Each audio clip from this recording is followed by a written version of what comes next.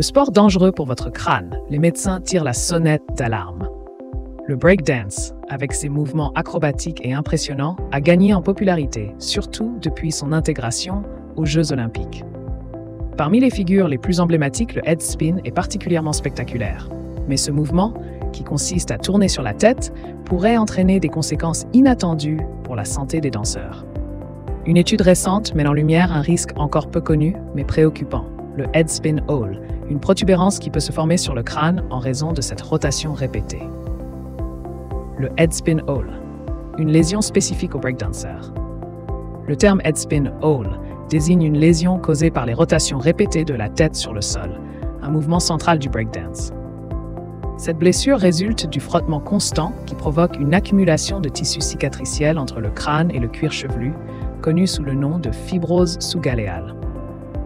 C'est un phénomène qui a été observé chez un breakdancer danois, dans la trentaine, qui a pratiqué le head spin pendant plus de 5 ans.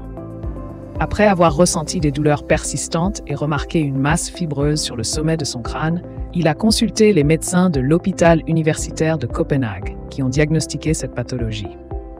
Outre la douleur, cette condition entraîne souvent une perte de cheveux localisée et un épaississement visible sous la peau. Les experts avertissent que cette lésion pourrait devenir plus fréquente, étant donné la popularité croissante du breakdance, et soulignent l'importance de sensibiliser le public à ce type de blessure. Un traitement chirurgical pour soulager les douleurs.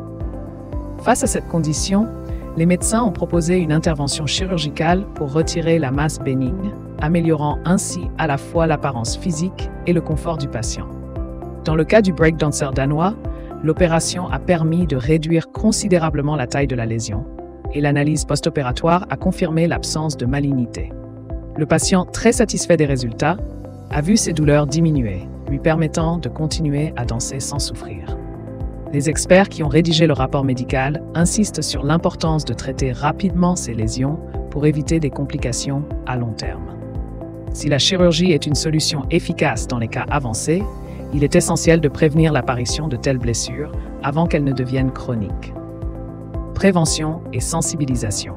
Les clés pour protéger les breakdancers. Afin d'éviter de telles blessures, les spécialistes encouragent pratiquants de ce sport à prendre des mesures préventives.